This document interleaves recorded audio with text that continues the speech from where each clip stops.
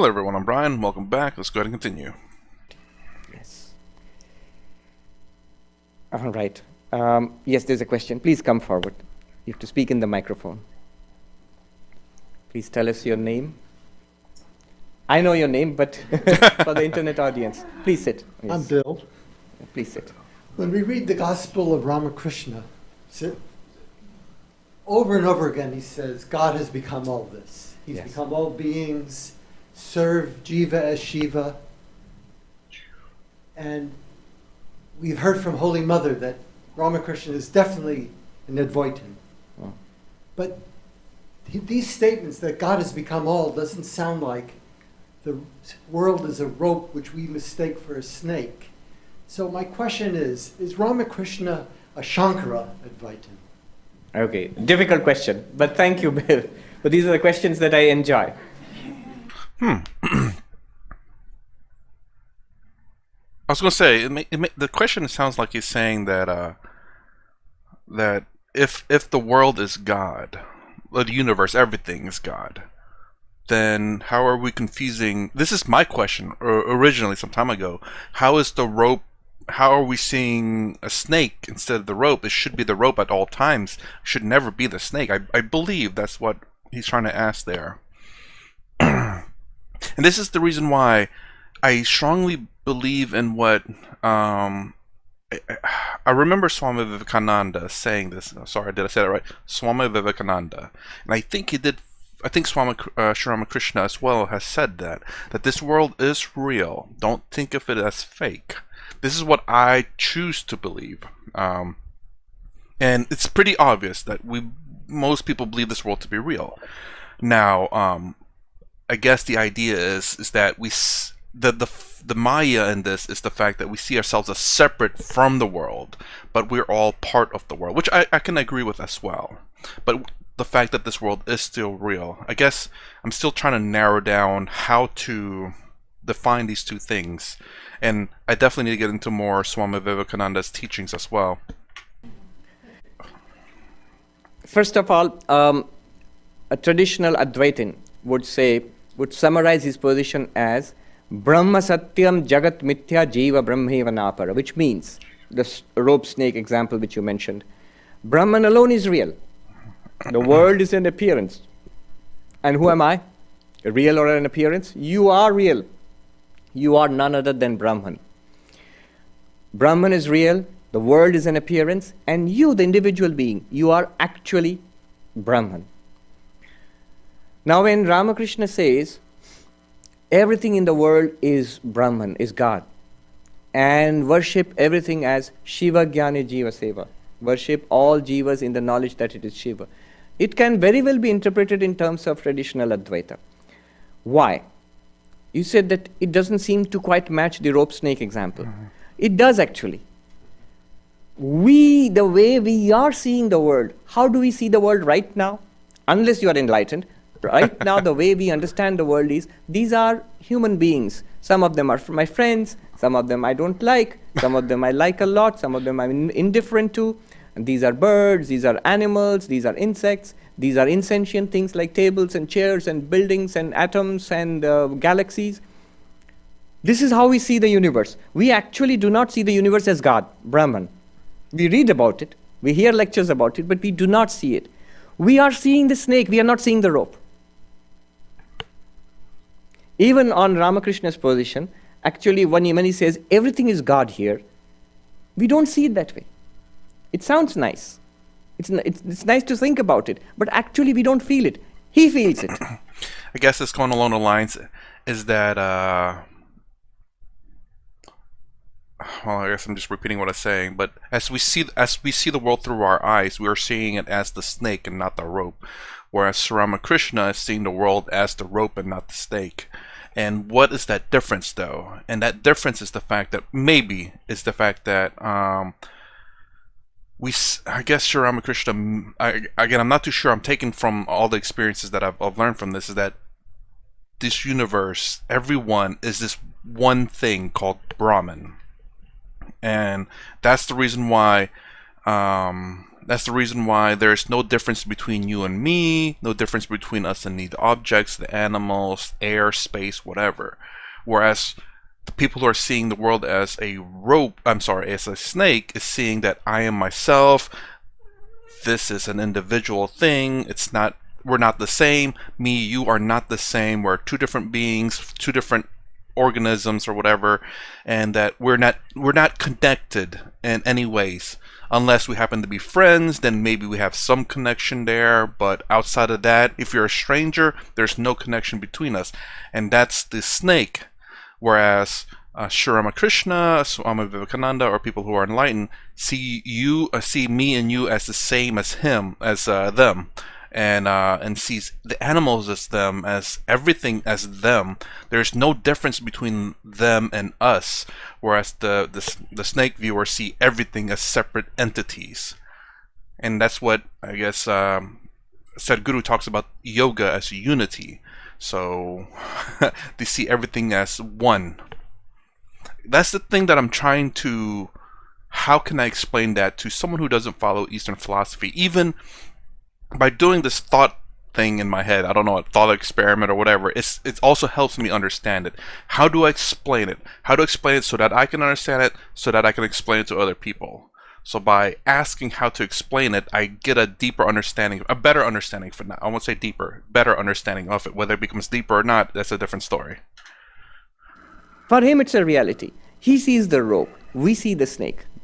And the snake has to be corrected by knowledge that it is all Brahman. So from that perspective, it matches the traditional Advaita position. A traditional Advaitin would find no fault in Srirama Krishna's sayings, would be happy with it. But then there are lots of things which Sri Ramakrishna said, which cannot be so conveniently packaged away as traditional Advaita. It's in the letters of Swami Turiyananda. I think it was Swami Sharvananda who wrote to Swami Turiyananda, what was the philosophy of Sri Ramakrishna?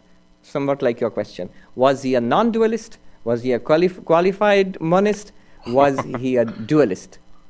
Advaitin, Vishishtadvaitin, Dvaitin, or something else? And it's a long reply which Swami Turiyanandaji has given. Wonderful reply. It's worth reading, where he discusses various facets of what Sri Ramakrishna has taught. And then he says, but if you push me, so give me a straight answer. What is the philosophy of Sri Ramakrishna? Then he says, I will have to say the philosophy of Sri Ramakrishna is realize God by whatever means possible. In Bengali, it's even more direct. Josho kore Bhagavan labh karo. By whatever means possible, realize God. That at the core seems to be what Sri Ramakrishna said.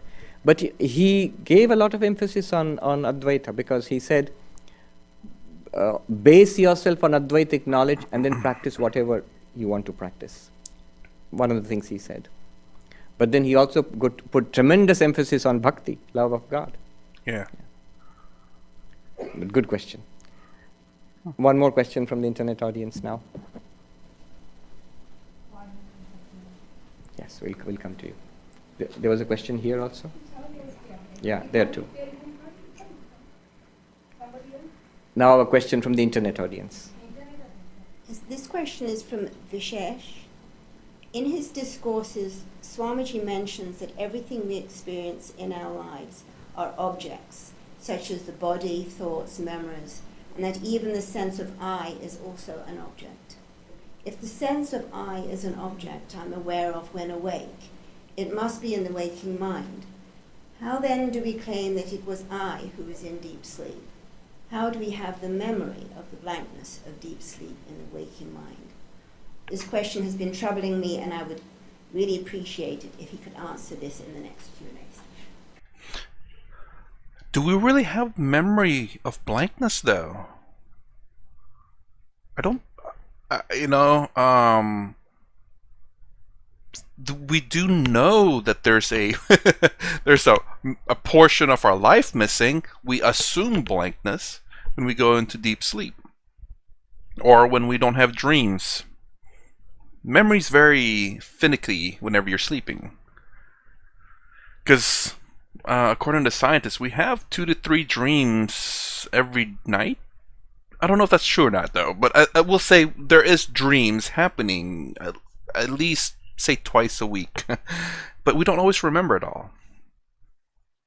Because our brain is, again, from what I heard a long time ago, is putting a lot of the short-term memory into long-term memory.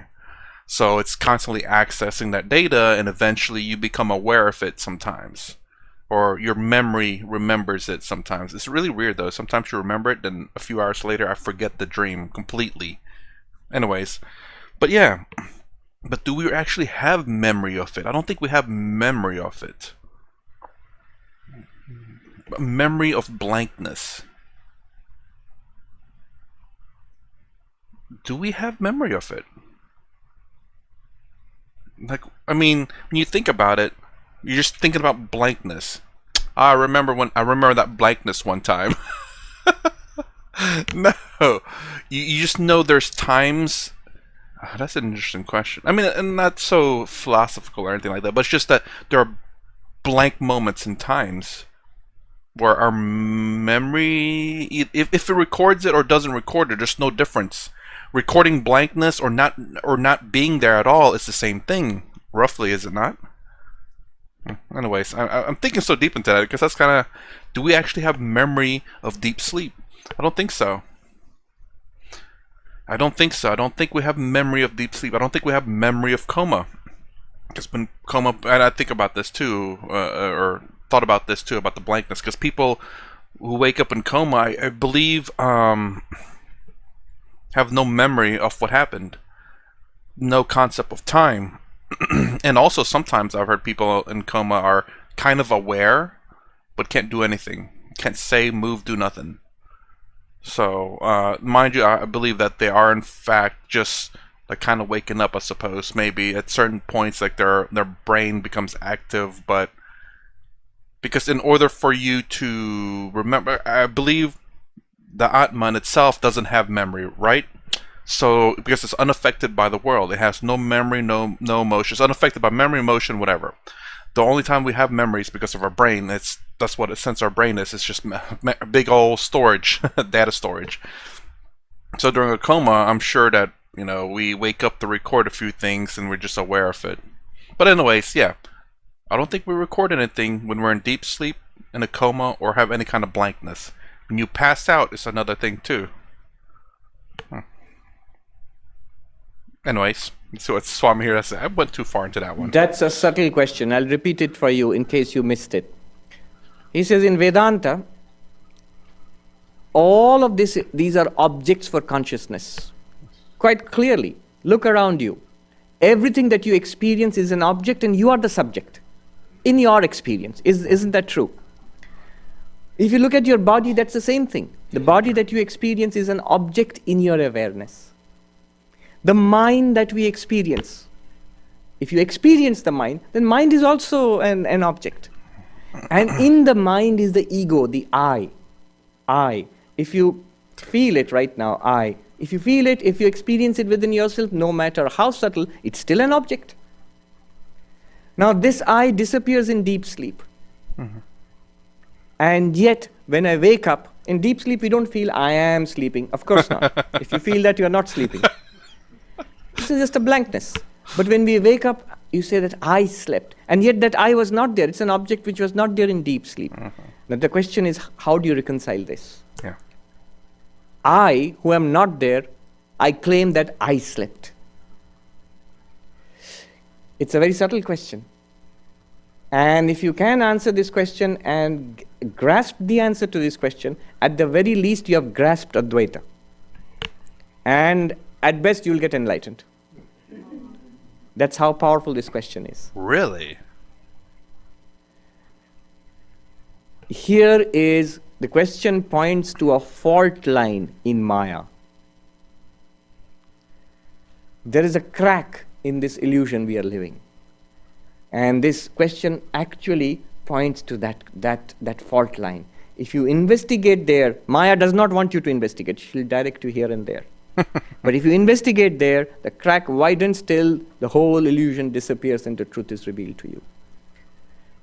The answer to the question is this. If only you have understood the question, then only the answer will make sense. The answer to the question is this. That I, which was an object in your waking state, that I which was not there in deep sleep, it is true that I did not experience deep sleep. And yet, upon waking up, when the mind starts functioning, that I comes up, it claims that falsely, I was asleep. It claims that I was asleep. What does it claim? It takes the experiences which are still there. There is a witness which recognizes the deep sleep experience. That witness is not the I. The witness is the witness of the I also. Right now, when you feel I, aham, I, what is feeling the I? Right now, that witness, it continues when the I also shuts down. I means this eye shuts down and the vertical eye also shuts down in deep sleep.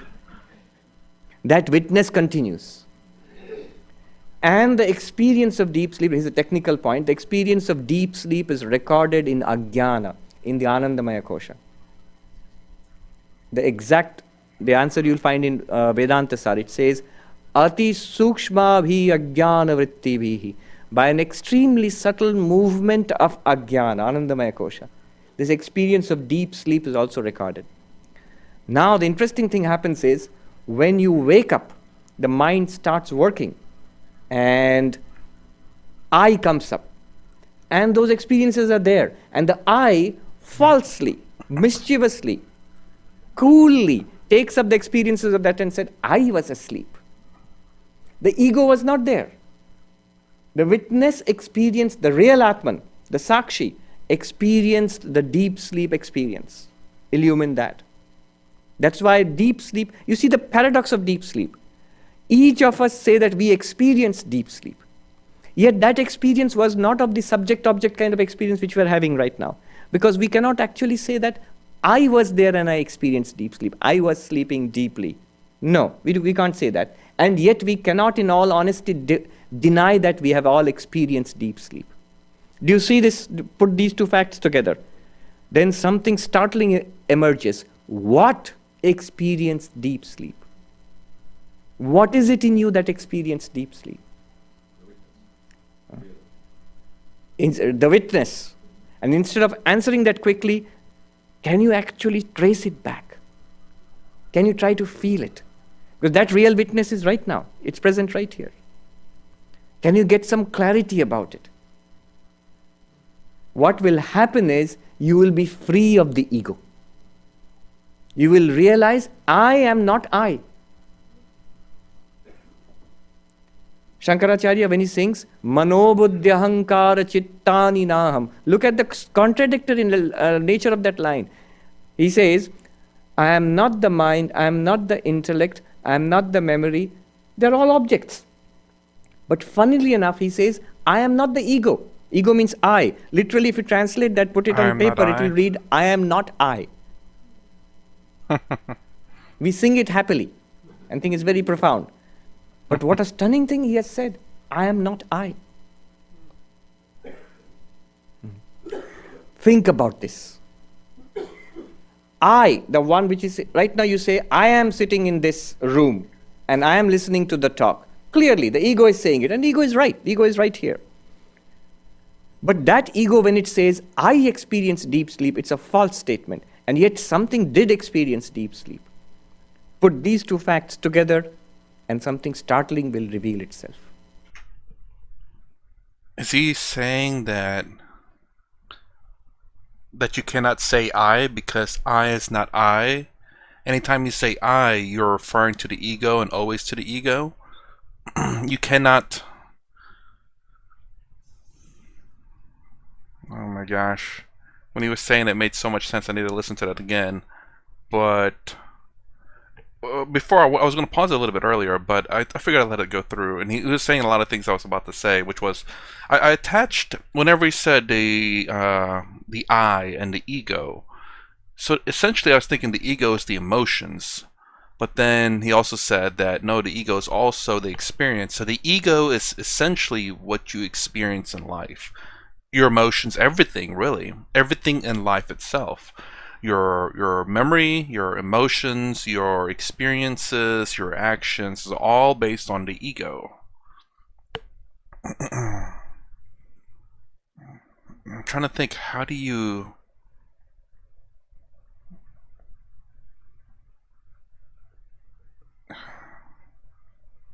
And sorry, it's kind of difficult.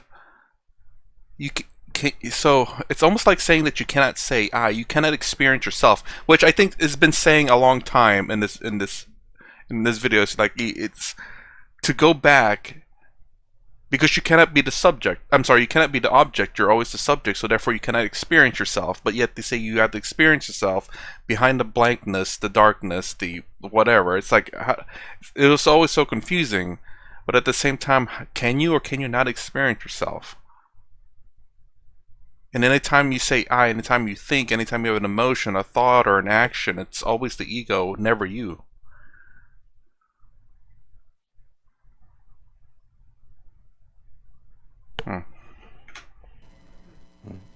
Very good question. Yes. So reflected consciousness doesn't exist in reality. The reflected consciousness does not exist in deep sleep. Reflected consciousness. No, we cannot speak like this because it's being recorded for the purposes of the internet. Now, so I'll leave it there. I'll come to you. Here is a question. You had a question. Please tell us your name. Swamiji, my name is Rama, and I'm going back to the question, the previous question you answered about the 5 stages of duties that you just spoke about. 5 components of Swadharma. 5 components of Swadharma. Swadharma. So, so in the modern life, even if you're performing those duties, it just sucks all your energy. And how do you, while performing duties, make it something that actually provides spiritual growth? Because you can perform these very duties sincerely, and yet you may not feel that it translated to you growing spiritually. And you don't have time in any other way to do anything else other than perform your Swadharma. Yes. So how do you go about that? This is something I kind of developed when I was working in a laborious job where there's a lot of physical activities. And the way I looked at it is I had to empty out trucks. Left a whole bunch of like what you buy in grocery stores, they deliver it in trucks. Someone has to empty out those trucks. Excuse me, they have to empty out those trucks. So you have laundry detergent, pallets of water and stuff, all super heavy. Some super heavy. And the way I looked at it is, I looked at it as like a workout. It's like, because it sucks, it's physical labor. It sucks. But if you change your perspective in terms of, this is a workout. It's a free workout. I'm going to the gym right now. You change your perspective. It doesn't work against you. And this mindset, this change of mind works for me. And I'm wondering if this is what would work in this scenario, where if you change your perspective, I don't remember, has this been said before in a recent video?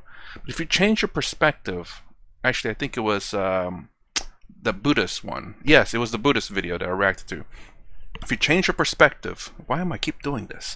If you change your perspective, things can work differently.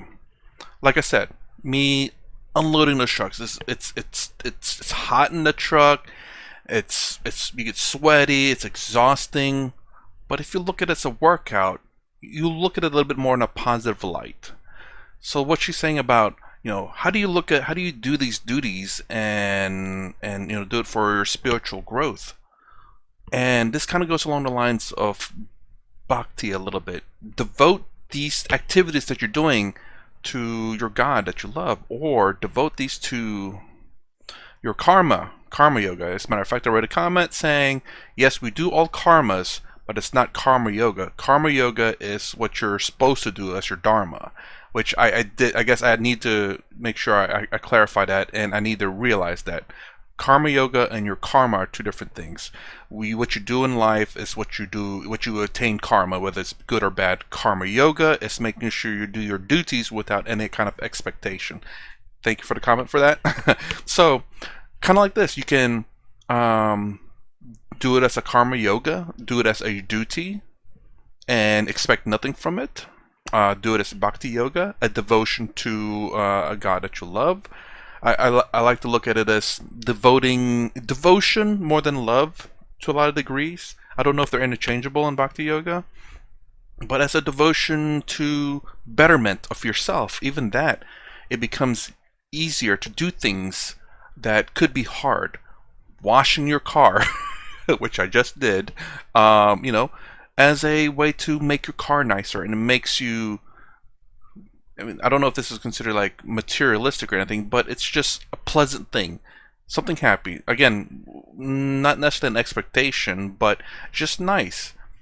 Cleaning the house is a betterment for yourself, for your environment.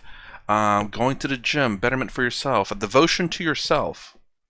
Now, and obviously there is a difference between devoting it to yourself and being self-centered or self-serving, but it's more along the lines of, there is a fine line between selfishness and devotion to yourself.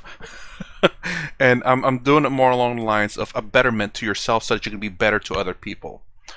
Making yourself healthy, cleaning your house so that you can invite people, cleaning your car so it just looks nice, aesthetics, I guess, something Sadhguru talks about. But yeah. And I think she looks at it more like a chore. And I think that's where the problem lies. And this is what I talk about my job, where unloading the trucks. It was a chore, but if I change to look more like a workout, a betterment of myself, it becomes a lot easier. It's a good question. You might say, Swami, you are a Swami. So your whole Swadharma, all your roles are spiritual roles. So you can happily speak about spiritual life doing this and that. But we are students and teachers and mothers and fathers and so many things in society. And all of that sucks energy and time. How can I convert those things into spiritual practice? Is it possible? Yes. Indeed, it is possible. Swami Vivekananda, once walking in Almora with Turiyanandaji, he said, Hari Bhai, this time I have started a new path. This time, that means in this age, I have carved out a new path for the youngsters who are going to come after us. They will work for the welfare of others, and thereby they will develop themselves spiritually. I'm paraphrasing, this is not the language he used. This conversion of our day-to-day activities into spiritual practice, this is a central teaching of Swami Vivekananda. Sister Nivedita said, henceforth no division between the sacred and secular. To labor is to pray. To have and hold is as sacred a trust as to renounce and quit. The shop floor, the factory floor, and the office, and the place of business, they are as fit a place for the meeting of man and God as the cell of a monk. How can we do that? Every work that we do, at the beginning of that work, remember God, whichever form you worship. That, my Lord, this is my dharma, my swadharma in front of me, the role you have assigned me to play. I'm going to play this role, and mentally I offer it to you. Like a flower I offer at the feet of God, I offer this action at your feet. At the end of the work, when you're finished, again remember the Lord and you offer that. Slowly the attitude will be everything that I'm doing. It may be I'm doing my job in the office. It may be that I'm taking care of children in the home or in the school. It may be I'm just doing the same worldly activities. But internally there'll be a tremendous transformation. That I am doing everything for my beloved Krishna or Rama or Christ, whatever. Whichever form of God you are worshipping, concentrate on that I am doing these activities as worship to God. And make sure more and more, I don't want anything from that for myself. I am doing it as a service to God. So two things. One is connect the activity to God, and second is a component of unselfishness as much as you can bring in. Remember, common sense. If you are holding a job, that does not mean that tomorrow onwards I'll do the job, but I won't take salary from you anymore. It's not sustainable. Yeah. You can't do that. Here, we are running an ashram, so even as a monk, I have to take donations. So how much more so when you are out in the world and you're working, you will definitely take your salary and earn what you have to earn. But that apart, there should be no other particular selfish desire behind that action. Selfish desire is like, by this job, by this role, by this salary, or by this promotion, I will be fulfilled. That's a worldly attitude. Mm-hmm. I will be fulfilled by God alone, by God realization alone, by spirituality alone. And all these things will help me. So for me, the reason why I say there's a fine line between obviously selfish and selfish and just doing things for yourself. So because I don't believe in any gods, so me saying that you do it for yourself, it's not doing yourself to be selfish. I think you helping yourself but not hurting or harming or preventing anyone else from being successful is a good thing too. So if you and if you can be better, make more money to use that power or whatever that you have to help other people, I think it's fantastic and great. So obviously being not being selfish is the key thing there. You can better yourself so that you can better help other people. But I will say I have a very low standard. So you can better yourself so long as you're not harming anyone else. My idea is this, how do I say, so long as you're not harming, preventing other people from being successful, then I see nothing wrong with it. You can be completely selfish. This is something Osho kind of talks about a lot about. Well, I don't want to say a lot about, but he talks about it a little bit from the videos that I reacted to. He says there's nothing wrong with being selfish. I'd say to most of the part, yes. So long as you're not harming anyone else, you're not preventing anyone from being successful. Obviously, you being successful in a job will prevent someone from being successful, but you've worked your position, you've earned that position. But at the same time, there's nothing stopping you from being a good human being. When you become successful and then you start your own company, you hire people, obviously, to be more successful. And then you can hire more people and get them jobs, because there are a lot of people looking for jobs out there. And by you hiring people, giving them a fair wage and giving them a chance to prove their worth, you're helping them out. I can't remember what video that was where he talked. I think it might have been Sadhguru, where corporations are not necessarily automatically evil or anything like that. They do some good by helping people get jobs and giving them money and whatnot. They are good and bad, obviously. But anyways, the whole point is I don't worship any god, so my worship or my devotion is to people. I genuinely do believe people to be good. Majority of people to be good. There are going to be bad people out there, obviously. They've probably been hurt. Maybe they're messed up or whatever. But generally speaking, I do believe people to be good. I believe in the human race, humanity, as it's looking really, really bad at the moment and probably getting worse. But I still believe in human race, because there are still good people out there. And that's what I work towards. By hopefully bettering myself, and hope a lot of other people are bettering themselves, that we can make our lives better. And hopefully by me learning and bettering myself and better understanding this stuff, I can also try to help people out as best I can. Yeah. The duty which we have in life is not against spirituality. When we think of it as duty, that's something that I have to do and finish it somehow, then I'll do my spiritual practices. Yeah, then it becomes a terrible burden. Yeah, that's the way she's looking at it. Swami Vivekananda quotes the Ashtavakra, that humanity is scorched by the midday sun of duty. Not that way, not that way. Work as a free agent. This is in front of me, it's an opportunity to do something. It's an opportunity for spiritual practice. I guess that's my spiritual practice, I suppose, is making other people happy by doing my job, talking with them, and being pleasant, joking around, trying to make their lives easier. I mean, by doing that already in my job, which I do. Anyways, it makes my life easier. We're laughing, we're joking, and I'm doing my job. It's so much more pleasant when you can enjoy what you're doing, helping someone out, and making them laugh.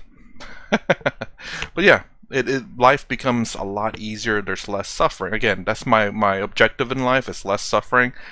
Enlightenment may be something very far away, but less suffering, that's very doable, I think.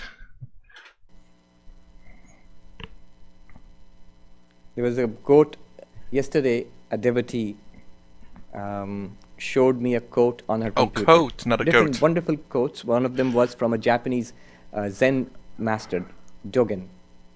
And it says, if you think that the self confirms 10,000 things, you are in delusion. But if you think 10,000 things confirm the self, you are enlightened. Now, that person who showed me, she said, I don't know what that means really. You know what that means? It's a very profound truth. 10,000 things means your life. Everything in your life, what you see, what you hear, what you do, what you smell, what you touch, what you enjoy, what you suffer.